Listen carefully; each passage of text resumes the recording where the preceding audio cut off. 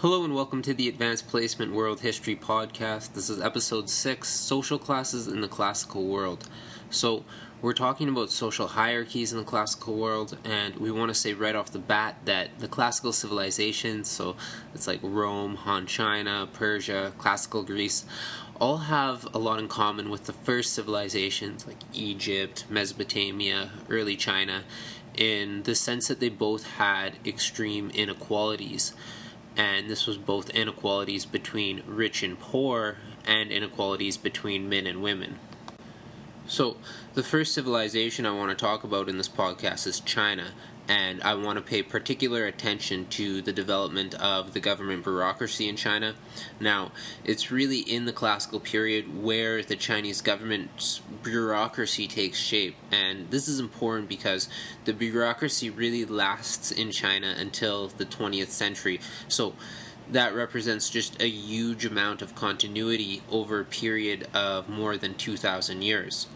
So China, it's a massive country, and when the Qin unified China in the 3rd century BCE, the boundaries of China were fairly similar to what they are today. So China's big today. Just imagine how big it would have been without planes and trains and cars. So, like the other empires of the classical civilization, a major challenge that China faced was finding administrators who would be loyal to the central Chinese state and not just loyal to their families or to their regions, to their villages.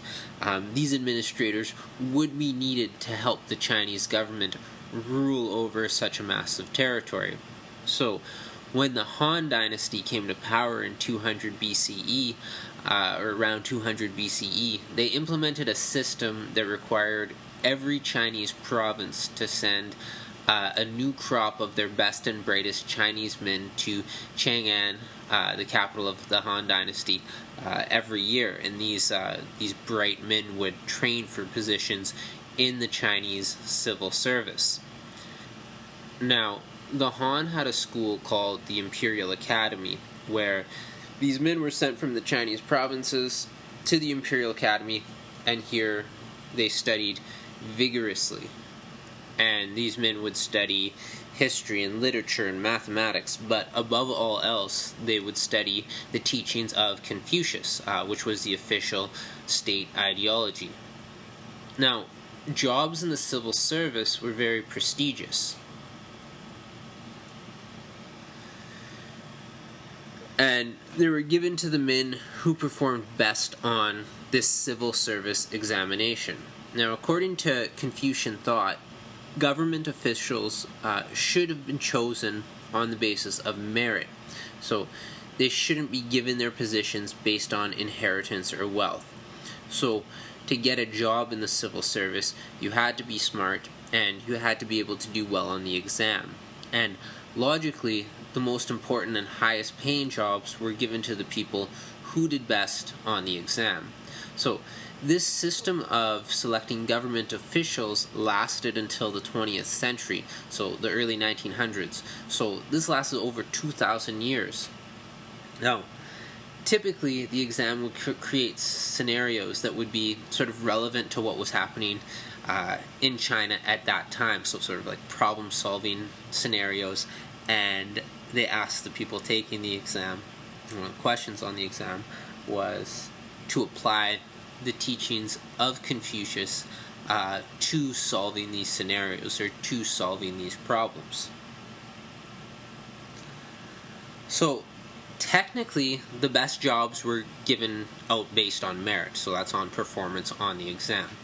But in reality, the system favored people or favored men who came from rich families. So typically, it was only rich people who could afford to have tutors.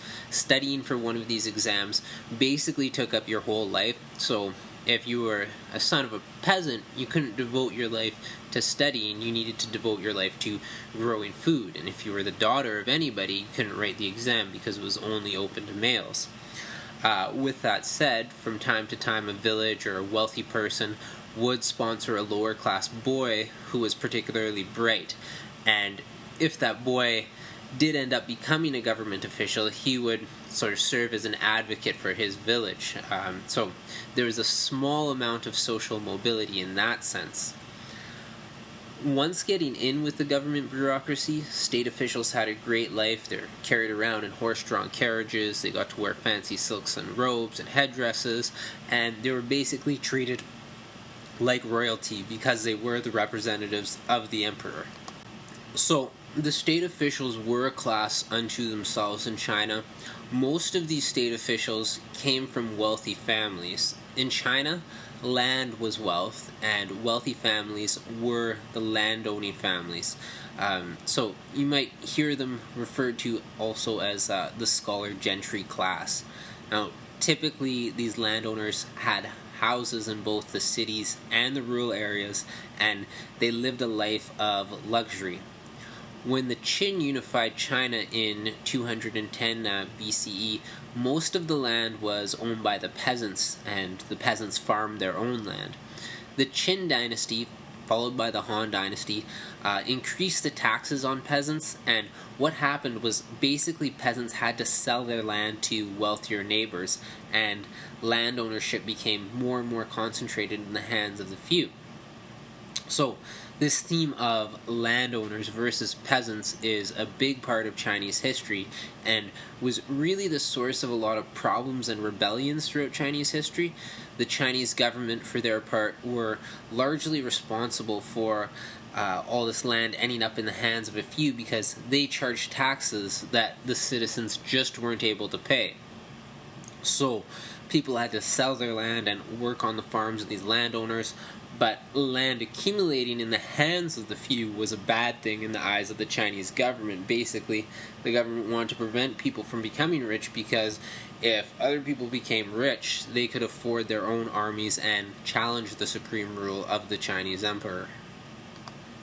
Throughout history, the vast majority of the Chinese population have always been peasants, and some of these peasants owned land which they farmed to feed their family and maybe even sell some of the food they produced so they could buy smaller luxuries, but most peasants had to resort to working on the farm of wealthy landowners, and these peasants were extremely poor and simply made enough to subsist. Life was hard for peasants in China. Things like famines, floods, droughts, pests, all could spell a catastrophe any day.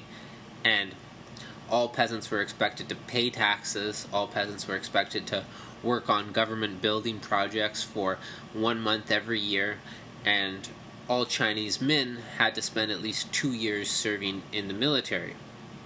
So, like I mentioned earlier, during the Han Dynasty, poor peasants had to sell their land and turn to landowners for help. Peasants would work as tenants on the farms of landowners, so they would pay their rent in crops, and this could be as high as 2/3 of the crops that they grew. So the disparity between peasants and landowners created peasant rebellions, and these peasant rebellions have been a recurring part of Chinese history over the past 2,000 years. Around the year 200 CE, flooding along the Yellow River destroyed a lot of farmers' land, and it basically led to bands of peasants roaming the Chinese countryside, looking for food or looking for work. Now, these peasants joined together and formed a massive peasant rebellion, and these peasants followed a version of Taoism. Confucianism was the official belief system of the Han Dynasty, but it wasn't doing these peasants any favor, so it lost some credibility in their eyes. So this rebellion will be referred to as the Yellow Turban Rebellion because the rebels wore yellow scarves around their heads. But the goal of the Yellow Turban rebels was to create a golden age of equality, of social harmony, and common ownership of property. So it's sort of like a communist revolution 1600 years before communist theory. While the rebellion was eventually defeated, it did play a big part in the collapse of the Han Dynasty a few decades later, and peasant movements such as this one cropped up repeatedly in Chinese history. So we'll see this time and time again, peasants rising up and rebelling, and frequently this contributes to the collapse of Chinese dynasties. So, throughout history, the Chinese peasants were oppressed, but at the same time, being a peasant wasn't something to be embarrassed about. The emperor and the state officials and the landowners honored the idea of peasants. Being a peasant and doing hard work was something to be proud of and something to be admired for. For the landowners, the peasants were the source of the wealth. The land was the source of the wealth, but the land wouldn't be worth anything without the peasants working on it. So landowners viewed them as being the backbone of the country. The last social class I'm going to talk about, or the last social class in China at the time, were typically more well off financially than the peasants, but this group didn't have the respect that the peasants had, and these were the merchants. Now, merchants had a really bad reputation in China. Chinese culture tended to view merchants as lazy, unproductive, greedy, obsessed with luxuries, only interested in making money off others. So merchants were discriminated against. They were not allowed to take the civil service exam. They weren't allowed to wear silk. They weren't allowed to ride horses or to carry weapons. But in spite of the discrimination, merchants in China often became wealthy, and one of the reasons was that for thousands of years, many of the highest quality products in the world, silk, porcelain, what have you, came from China.